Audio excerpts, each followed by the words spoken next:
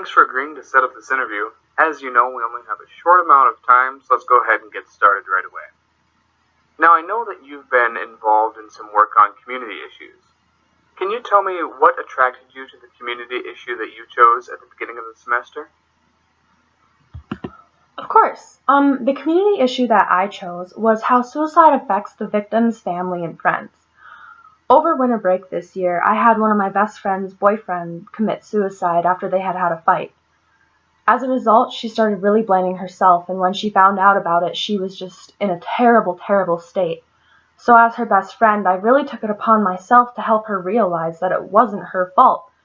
And that led me to this issue, knowing that a lot of victims' family and friends probably go through the same process. What I did with my friend is that I told her that suicide is a result of untreated mental illness, and that it cannot be the fault of one person or one event in that person's life. I also helped her remember all the good times that her and her boyfriend had had, and how happy she had made him. And over time, that made her realize that it truly wasn't her fault, and helped her along in her healing process.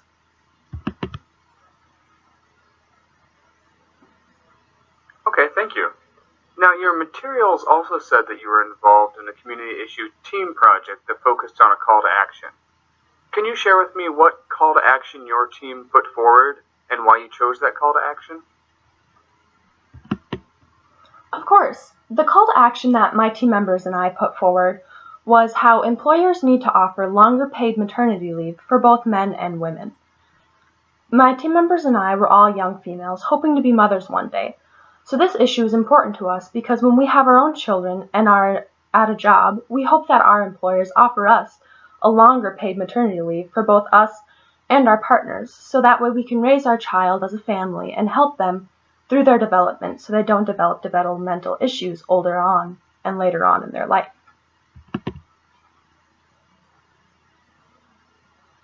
I see. Now, if I were to ask the other members of your team what they think your biggest strength is, what do you think they would say, and why do you think they would say it? This one is a little hard to answer because I don't know what they would say exactly. But if I had to guess, I would think that my team members think my biggest strength is my confidence.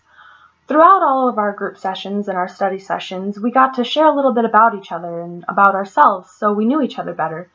And when I shared that I'm a member of the Army Reserves, one of my team members replied with, "That makes sense because you're very confident, so I thought you were in the military," which kind of made me feel a little good, but also at the same time, I didn't know if that was a bad thing. Overall, though, I think they see it as a strength because public speaking takes a lot of confidence and courage. So I think that my confidence added to the group, and I think that my group members would also agree. Okay, great. What for you was the most challenging thing about working with your team?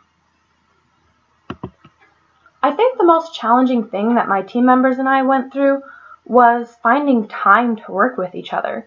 The day we got this assignment, I was gone from class because I was at a 2-day drill. So I was back for 3 days and got to talk to my team members a little bit before I had to leave again for another 6-day drill. So I didn't have a lot of time to meet up with them and work together. How I solved this problem, though, is I let my team members know right away when I would be gone and when I would be back.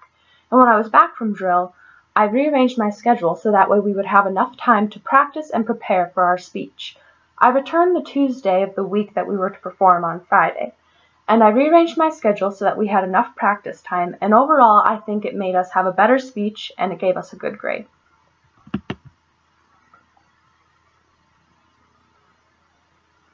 Thank you. Okay, last question. In 30 seconds or so, tell me what your biggest takeaway was from Comm 110 this semester. What will stick with you and be useful to you? I think my biggest takeaway from Comm 110 is the fact that public speaking isn't easy. It takes a lot of courage to stand in front of people and share what you've researched or what you've learned or even your own opinion for that matter. So I think what I'm going to do in the future because of this class is that when I'm listening to a public speaker, I'm going to be more supportive instead of judgmental. And also I'm going to try to practice active listening so that way when they look out in the audience, they can see me and know that they have an audience member who's engaged in what they're saying, and that will hopefully help boost their confidence.